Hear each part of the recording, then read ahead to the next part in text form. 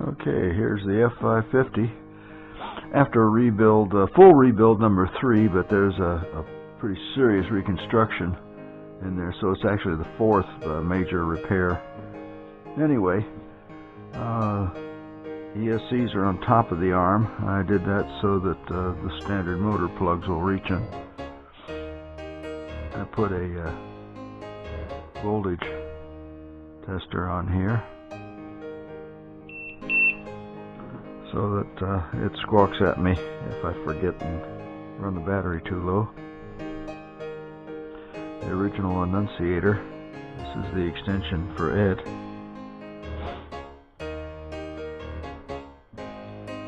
This is a FlySky bi-directional receiver. It actually sends some telemetry back. This switch turns on all the accessories underneath.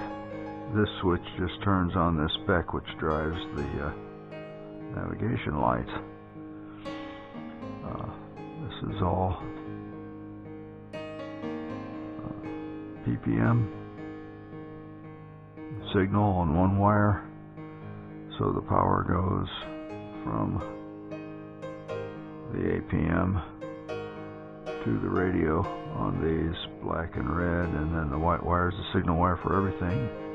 Those are the wires for the compass. Pretty well destroyed in the last one, but I was able to repair it. And here's a little creativity. A Wendy's salad cover. Some of those 3M attachments. And what's neat about that is, when I go to work on it, it sits on that. It's stiff enough. This is main power distribution for all the accessories. So 12 volt, actually 16 volts comes in here. This is the 12 volt lead to the gimbal. And here is 12 volts to the VTX, comes off of that. The camera gets, can't remember if I'm running it on 5 volts or 12, but there's a jumper on there that's set. Get some light on it. Yeah, the jumper's set to 12. And this is the Minim OSD. There's the telemetry feed. There's the in and out video. The in and out video goes through here because it's filtered. There's a 2-axis gimbal. The 3-axis just couldn't handle hard landings and started getting loose and shaking. I put a bunch of foam mounting tape to cradle the USB connector on this, because one time in a crash it hit so hard here it broke the camera.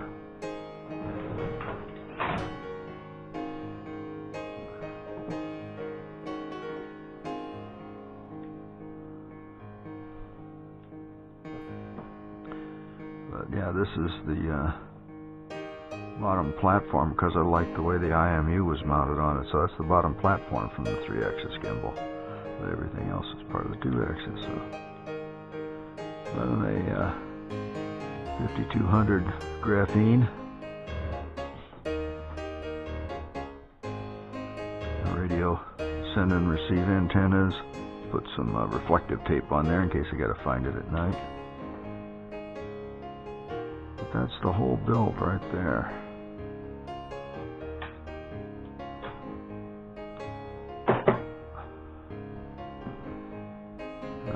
She goes.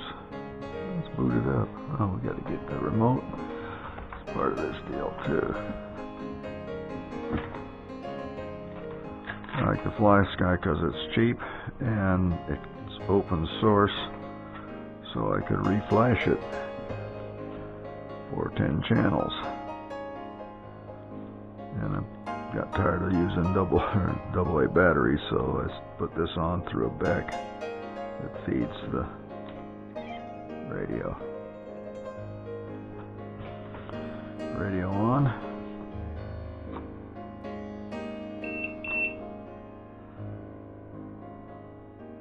If I turn the accessories on, I don't have to reset the OSD.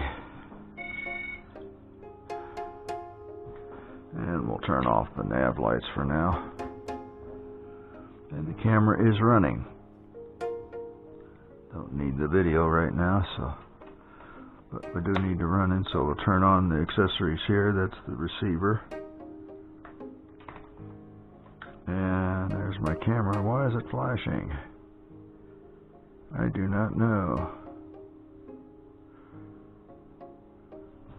I've got a bad connection here somewhere. There he is, yep.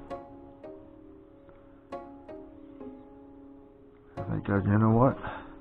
The camera's in the wrong mode. Sure enough.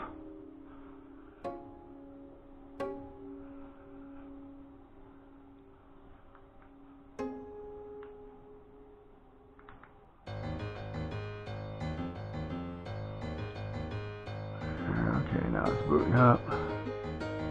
Yep, there it goes.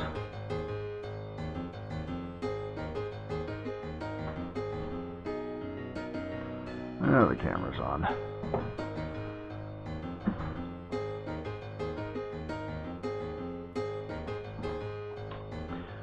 Set up. That's my RTL.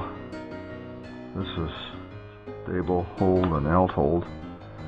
That's auto mission. Of course, it won't start now because they don't have GPS, but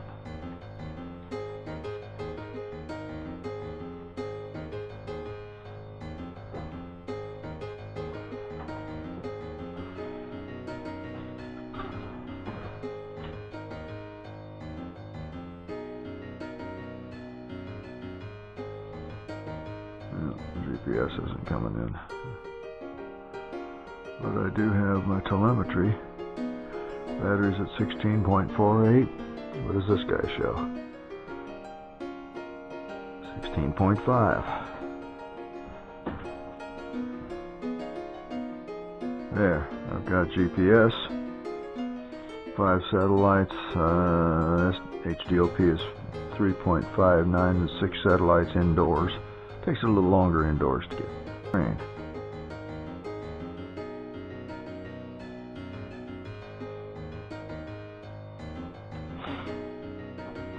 That's for fun. Let's spin it up. Make sure the props are clear all the way around. We're unstable. Let's see. I don't know if it'll arm with an HDOP of 3.2 and stable. Nope, not even unstable. Refuses to arm. Yep, hide HDOP it says. Yep. And if I want to record, I hit that button and it records the screen.